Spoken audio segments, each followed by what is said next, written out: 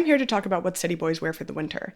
The term city boy was coined by Popeye magazine in the mid-1970s, and it is a style that technically originates in Japan. However, it is generally a reinterpretation of many different styles: American prep, French and British workwear, traditional outdoors clothing, sportswear, skate culture, and minimalist silhouettes. So it is really an international style at its core, and if you go and pick up an issue of Popeye and read through it, you'll see that they highlight artists and designers and everyday people from all across the world.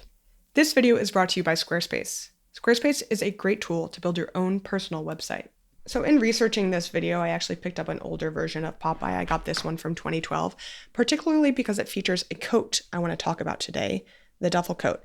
And I'm going to quickly take you through the history of the Duffle Coat before I give you some suggestions of where to buy one if you're looking to pick one up yourself.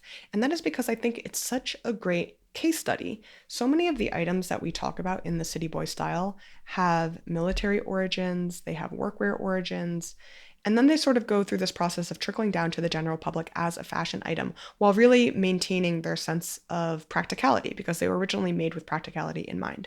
So the origins of the Duffle Coat are a little bit murky. There is a city in Belgium called Duffle, and a lot of people think that the Duffle Coat was named after that city, though the city was known for cloth making. They exported this black, rough woolen fabric, but that didn't necessarily become the fabric for the Duffle Coat.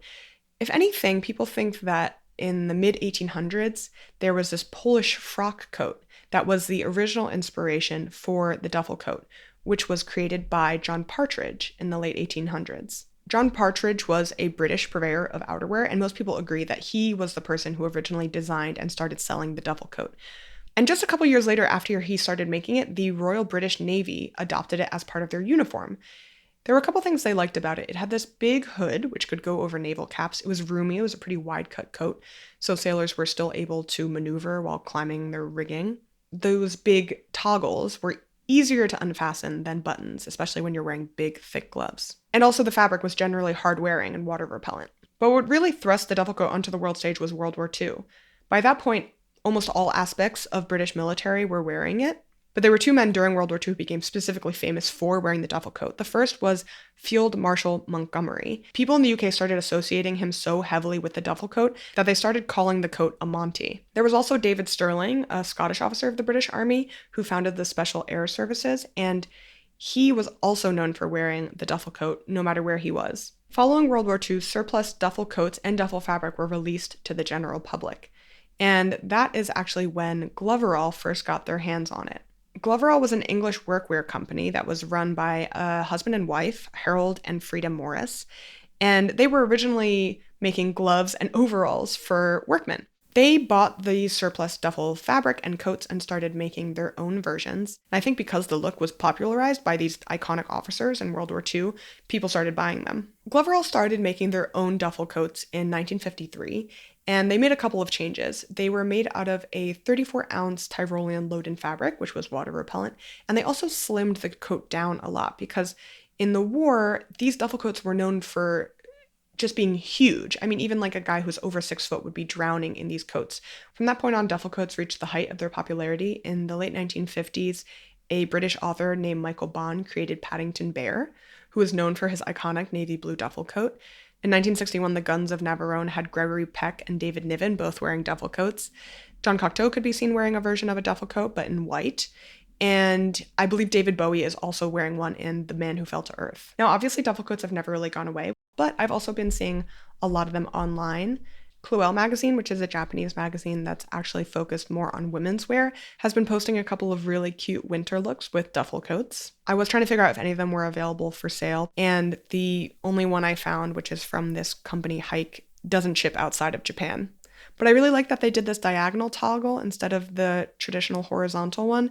Just small details like that are always fun to update a classic look. Now, Gloverall still exists and still sells duffel coats. They sort of market themselves as like the original makers of the duffel coat.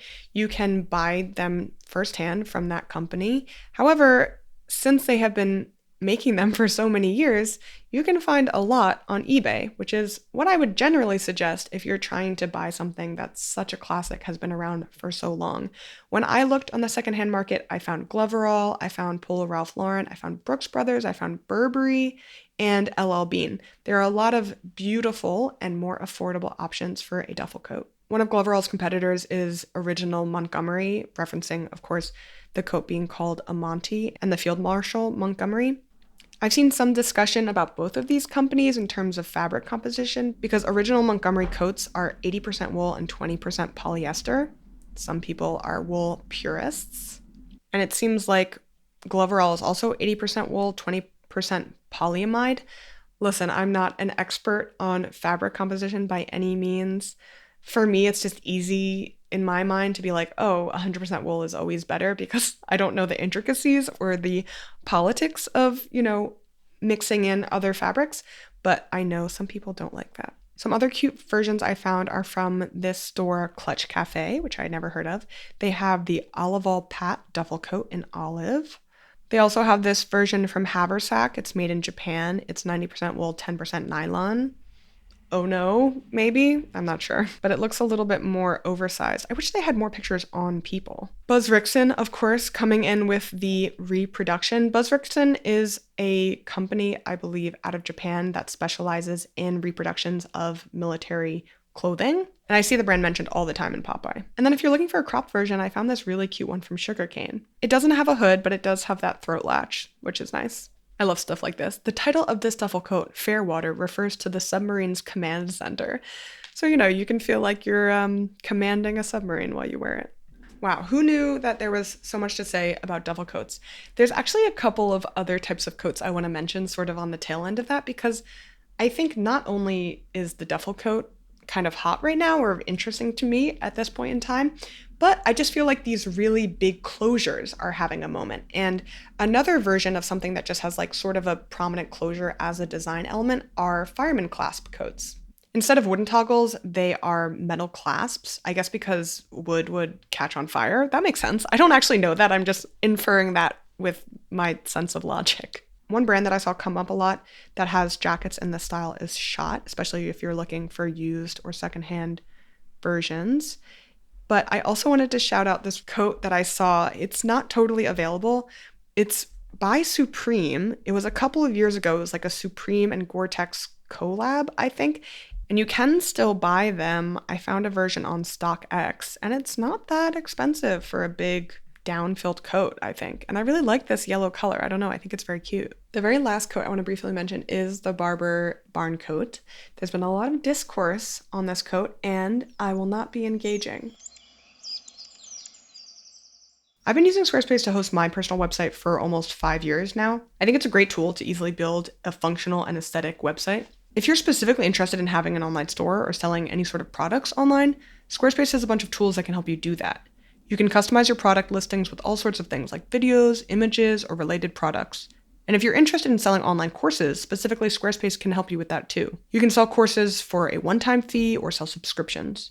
No matter what your online store consists of, the Squarespace payment system is super easy to set up, and you can manage all your payments in one place. If you'd like to check any of that out, go to squarespace.com for a free trial. And when you're ready to launch, go to www.squarespace.com/Persia to save 10% off your first website or domain. The next thing I've been thinking about and seeing are Fair Isle sweaters. Of course, it's winter. We can talk about sweaters. I talked a little bit about sweaters in my last video about the City Boy style as well for fall. Fair Isle, I wasn't in the Fair Isle state of mind in October, but I sort of am now. And I think for a very particular reason, I've been seeing people wear Fair Isle vests with suits, with suiting looks. And I really like that for a number of reasons. I think obviously a suit can actually be a little chilly when the weather is getting down to 30 degrees Fahrenheit or below. So it's great to be able to layer with a little sweater. And I think it's just a great pop of texture and color and pattern. It's like a pretty one-stop shop in terms of injecting a little interest into a like more casual suited look. Now I kind of want to talk a little bit about the history of the Fair Isle sweater. Yeah, this is why my friends call me the dad of the group. It's because I like to go to the airport early and I like to tell them about history, even if they're not totally inclined to listen. Anyway, the Fair Isle sweater comes from Fair Isle, which is part of an archipelago off of the northeastern coast of Scotland. In the late 1800s, early 1900s, a lot more trade and tourism came to the area, so people were essentially buying them as souvenirs. Then this is what I like when there's like one moment that really like launches an item. There was a portrait done in the 1920s of Prince Edward, and he's wearing a little Fair Isle V-neck sweater. And he actually popularized it as a golf look, so he would wear them while he was golfing. Then in the 1940s and 50s, it sort of became a part of like knitting patterns. Like women would have books that had all these knitting patterns, and the Fair Isle sweater was included in those, so people were making them at home. Anyway, I really like them as a sort of soft holiday look, I would say. I don't love the ones that are so snowflake forward, but things that are maybe a little bit more colorful and more abstract. Okay, coats, sweaters. I want to talk about boots. I talked about hiking boots before, but I was talking about modern hiking boots, and I want to talk about the vintage 60s sort of Alpine look. The one I keep seeing over and over and over again is by Paraboot. Paraboot is just, they must be making so much money right now because almost every popular men's shoe feels like it's from Paraboot. It's crazy. I think the style everyone has been wearing is the Avoriaz. That doesn't sound right. It's French, I guess. So Avoriaz, maybe? But they don't own this style of boot by any means. It's just, I was trying to find like a specific term for it so I could Google it, but I was having trouble. Essentially what it is a vintage hiking boot, particularly from the 60s. So there are some people who made them. Most classically, this company Danner made this style of hiking boot like in the 60s. And so you can find a lot of Danner on the secondhand market. I found a bunch on eBay. Another company you could probably look up is Bauer. They sell them new, and I'm sure you can find older versions as well. It is way more affordable than the Paraboot version. The ones that I have personally, my mom bought for me, like when I moved to New York City in 2016, 2017. They're from Cole Haan. You really can find these everywhere. Also, if you want to go nuts, I found in one of the editions of Popeye this company called Goro. It is a store in Tokyo, and the founder makes bespoke hiking boots. And these are obviously beautiful. They take your measurements, they make them. Apparently, they're about $400. But when was this article written? I'm not sure. It could have gone up in price. I actually found an old article about the Paraboots that I was mentioning, and they were originally like $300 in 2018, and now they're like $700. So yes, inflation has run rampant. So that's most of what I wanted to talk about today. Another little thing that I picked up that I was interested in, but I don't really feel ready to talk about because I don't know, I haven't formulated enough of my thoughts or my interest in it, but I'm thinking about getting into watches. This is like the only watch that I have, and it's by a company that sent it to me for free called Project Watches, and then a couple of months later, the company folded. They don't exist anymore, which makes me feel like I did something wrong. But I do like this watch, and I've really enjoyed wearing it, and it's an accessory that feels comfortable to me because, as I've said, I struggle with accessories. However, I can't really tell time. I mean, I can, but it takes me a minute. So I'm like, this is legitimately how I tell the time. Okay, so the little hand is pointing a little after the 1. Okay, so I guess it's a little bit after 1. And then the big hand is pointing a little bit before the 6. So the 6 is 30, this one's 25, 27. So I'm going to say it's 127. It is. Okay, so it's actually 12:27, but I think it's just I didn't ever change this clock when we left forward or left backwards or whatever we did. So anyway, I can tell time. That was embarrassing. I want to get into watches. Maybe it'll help me get faster at reading a watch.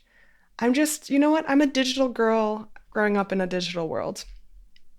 So maybe Casio is for me, ultimately. Anyway, that's it. Thank you so much for watching. Let me know what you guys are wearing this winter, whether it be City Boy or something else. I would love to hear about it.